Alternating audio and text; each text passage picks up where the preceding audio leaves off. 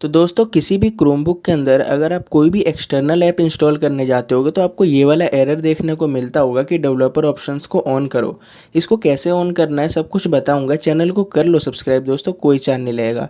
दरअसल दोस्तों आपको करना कुछ नहीं है, आपको अपना क्रोमबुक ऑफ कर देना है।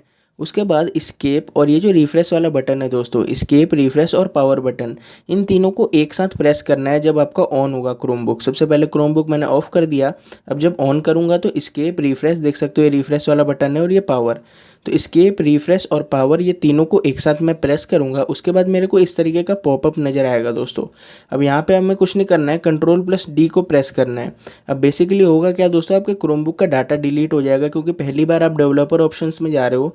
तो कंट्रोल D आप यहाँ पे प्रेस करो और आपसे वो ये वार्निंग देगा और कहेगा एंटर प्रेस करो अगर आप चाहते हो इसमें जाना डेवलपर ऑप्शन में।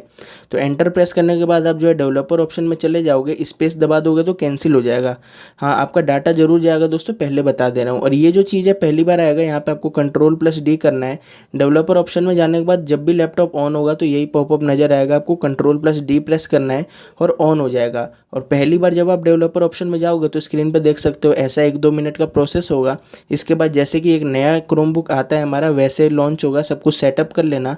उसके बाद देखो दोस्तों कोई भी एक्सटर्नल ऐप आसानी से इंस्टॉल हो जाएगा, फिर कोई एरर देखने को हमें नहीं मिलेगा। तो दोस्तों कुछ भी जानना हो तो कमेंट करना, अपने सब्सक्राइबर्स को मैं जरूर रिप्लाई करता हूँ।